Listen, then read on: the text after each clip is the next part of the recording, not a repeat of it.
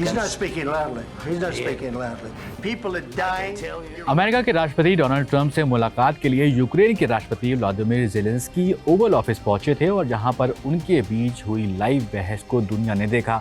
America अभी तक Ukraine को रूस से लड़ने के लिए मदद देता आया है, लेकिन ट्रंप की रूस से नज़दीकी बढ़ती देखकर यूक्रेन को समझ में नहीं आ रहा है कि अमेरिका आखिर करना क्या चाह रहा है। हालांकि ज़ेलेंस्की अब ट्रंप से मिलने अमेरिका जब यहाँ पर पहुंचे थे तो उससे पहले ये खबर भी आ गई थी कि यूक्रेन अमेरिका के साथ मिनरल डील भी करेगा, लेकिन दोनों नेताओं की जुबानी जंग के बाद ये डील नहीं हो पाई थी। ज़ेलेंस्की ने डिनर भी नहीं किया था और वहाँ से वो सीधे यूरोप का रुख उन्होंने कर लिया था। लेकिन अभी भी राष्ट्रपति ज़ेलेंस्की का कहना है कि अमेरिका के साथ मिनरल डील साइन करने के लिए वो अभी भी तैयार हैं। लेकिन सबसे बड़ा सवाल यहाँ पर यह है कि अमेरिका के लिए यूक्रेन आखिर क्यों इम्पोर्टेंट है, जानते हैं इस वीडियो में। मेरा नाम है सैयद सोबान, आप देख रहे हैं स्विच। अमेरिका भले ही रूस के साथ मिलकर यूक्रेन के लिए फैसले लेने में बिजी हो, लेकिन अमेरिका के लिए यूक्रेन काफ़ी इम्पोर्टेंट है। वजह है यूक्रेन के पास मिनरल्स का खजाना, मिनरल्स का भंडार। अब सवाल ये है कि यूक्रेन के पास ऐसे कौन से मिनरल्स हैं जिनकी ज़रूरत अमेरिका को है और उन मिनरल्स से आखिर उसका क्या इस्तेमाल होता है, किन चीज़ों में होता है, समझते हैं।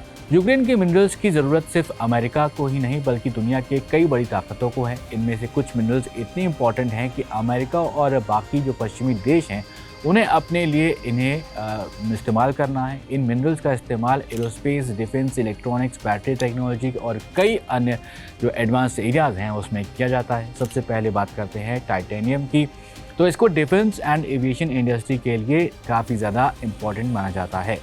टाइटेनियम एक ऐसा मेटल है जो अपनी हल्की मगर मजबूत नेचर की वजह से एरोस्पेस और डिफेंस इंडस्ट्री के लिए बेहद ज़रूरी है।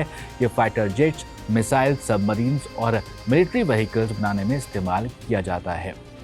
यूक्रेन दुनिया के सबसे बड़े टाइटेनियम रिजर्व में से एक माना जाता है। आज के वक्त में अगर देखें तो टाइटेनियम के प्रोडक्शन में चीन और रूस का डोमिनेंस है और अमेरिका इन देशों पर अपनी जो डिपेंडेंसी है वो कम करना चाहता है। अगर अमेरिका यूक्रेन के टाइटेनियम रिसोर्सेज को कंट्रोल कर लेता है तो वो इसे अपनी मिलिट्री और इंडस्ट्रियल ज़रूरतों के लिए इस्तेमाल कर सकता है। यूक्रेन में टाइटेनियम की बड़ी खदानें मुख्य रूप से इन दो एरियाज़ में मौजूद है जिन्हें आप स्क्रीन पर देख सकते हैं।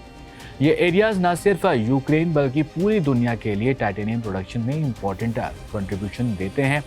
अब बात आती है लिथियम की, जो बैटरी और ग्रीन एनर्जी के लिए काफ़ी ज़्यादा इस्तेमाल किया जाता है।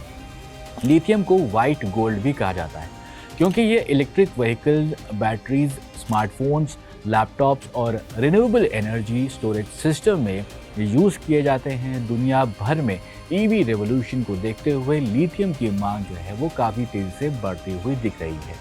यूक्रेन में लिथियम के विशाल भंडार हैं, खास करके इन 3 एरियाज़ में जिन्हें आप स्क्रीन पर देख सकते हैं। ये 3 एरियाज़ हैं जहां पर सबसे ज़्यादा ये मिलता है। अभी तक अमेरिका और यूरोप अपने बैटरी प्रोडक्शन के लिए चीन पर डिपेंडेंट रहते थे, लेकिन वो अब ऑप्शनल सोर्सेज का भी तलाश कर रहे हैं। यहाँ पर अगर अमेरिका यूक्रेन के लिथियम रिजर्व तक पहुँच बना लेता है तो वो अपने ईवी और बैटरी इंडस्ट्री को मजबूत कर सकता है। वहीं रेयर अर्थ एलिमेंट्स यानी कि REEs की बात करें तो ये मेटल्स काफ़ी रेयर होते हैं। जैसा नाम से ही पता चल रहा है, ये smartphones, missiles, satellites, wind turbines और सेमीकंडक्टर्स में इस्तेमाल किए जाते हैं। इन मेटल्स के बिना एडवांस टेक्नोलॉजी को इमेजिन भी कर पाना काफ़ी ज़्यादा मुश्किल लगता है। दुनिया में रेयर अर्थ एलिमेंट्स का सबसे बड़ा मैन्युफैक्चरर अभी तक चीन है और अमेरिका इस पर बहुत ज़्यादा डिपेंडेंट है। यूक्रेन में मौजूद रेयर अर्थ मिनरल्स अमेरिका के लिए एक ऑप्शन हो सकता है, जिससे वो चीन की सप्लाई पर अपनी जो निर्भरता है, डिपेंडेंसी है, उसे कम कर सकता है। यूक्रेन में रेयर अर्थ एलिमेंट्स के मेन सोर्सेज के 2 एरियाज़ हैं जिनको आप स्क्रीन पर देख सकते हैं। अमेरिका इन रिसोर्सेज को सेव करना चाहता है ताकि उसकी टेक इंडस्ट्री और डिफेंस सेक्टर को जो है वो मजबूत कर सके। इसके अलावा ज़ाइक्रोनियम अभी यूक्रेन के पास है जो न्यूक्लियर एनर्जी और मिलिट्री के इक्विपमेंट्स के लिए काफ़ी ज़्यादा इंपॉर्टेंट है। यूक्रेन में ज़ाइक्रोनियम के विशाल भंडार मौजूद हैं और अमेरिका इसे अपने न्यूक्लियर पावर इंडस्ट्री और डिफेंस सेक्टर के लिए इस्तेमाल करना चाहता है। ज़ाइक्रोनियम का इस्तेमाल जेट इंजन्स, मिसाइल्स, कोटिंग और स्पेसक्राफ्ट में भी किया जाता है।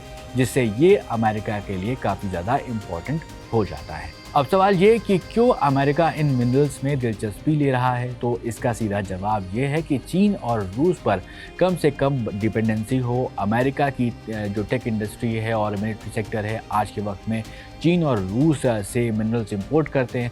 अगर अमेरिका यूक्रेन के रिसोर्सेज तक पहुंच बना लेता है तो उसे उन देशों पर निर्भर नहीं होना पड़ेगा जो कहीं ना कहीं उसके कंपटीशन में सामने खड़े होते हैं। अमेरिका को अपने फ्यूचर की भी काफ़ी फिक्र रहती है। अमेरिका को इसके लिए अगर देखें तो इलेक्ट्रिकल व्हीकल, स्मार्टफोन्स, मिसाइल्स और न्यूक्लियर एनर्जी के लिए कई रेयर मिनरल्स की ज़रूरत पड़ने वाली है आगे आने वाले वक्त में भी। अगर अमेरिका को ये मिनरल्स सस्ते और सुरक्षित रूप से मिल जाते हैं तो वो अपने टेक डोमिनेंस को बनाए रख सकता है। ये बात हो रही है अमेरिका की। एक्सपर्ट्स का मानना है यहाँ पर कि आज भले ही अमेरिका रूस के साथ दिख रहा हो, लेकिन अमेरिका चाहता है रूस को कमज़ोर करना। यूक्रेन में मौजूद मिनरल रिसोर्सेज रूस के लिए भी इम्पोर्टेंट है। अगर अमेरिका और पश्चिमी देश यूक्रेन को पूरी तरह से अपने पाले में कर लेते हैं तो रूस को इन संसाधनों से दूर किया जा सकता है। तो कुल मिलाकर आप देखें, अमेरिका के लिए titanium, lithium, rare earth elements और जिक्रोनियम जैसे मिनरल्स बेहद ज़रूरी हैं, क्योंकि ये उसकी मिलिट्री, टेक्नोलॉजी और एनर्जी इंडस्ट्री का जो भविष्य है वो तय करते हैं। फिलहाल इस वीडियो में इतना ही। ऐसे ही वीडियोस के लिए आप लगातार देखते रहिए स्विच।